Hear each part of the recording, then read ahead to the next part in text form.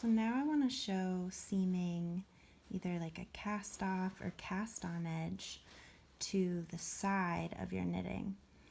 And this often happens when you're connecting a body of a sweater to a sleeve.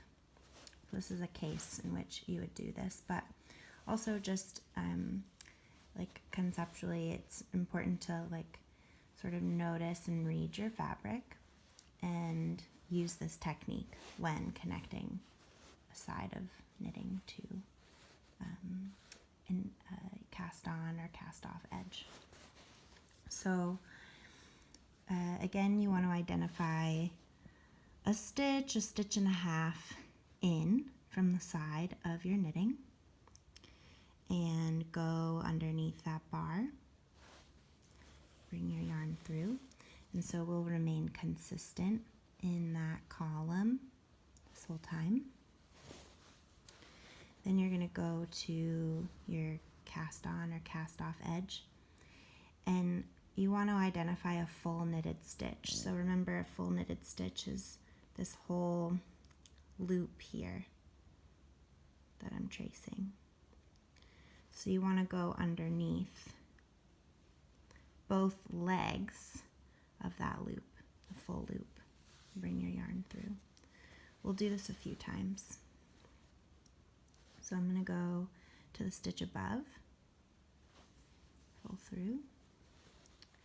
I'm going to go under a full knitted stitch, so 2 legs, and pull through.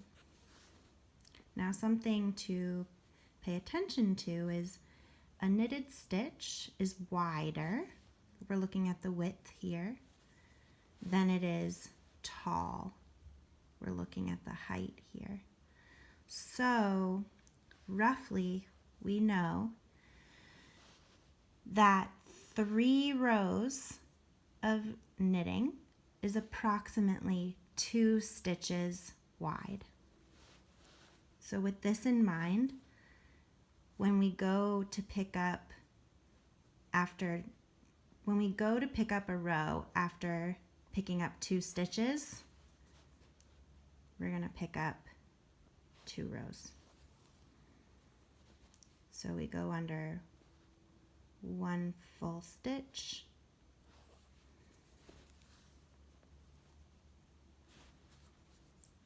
one row, our second stitch, second row, our third stitch, and we'll do 2 rows.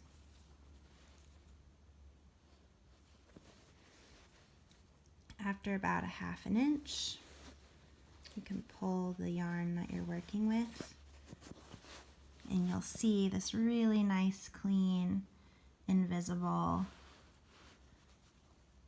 seam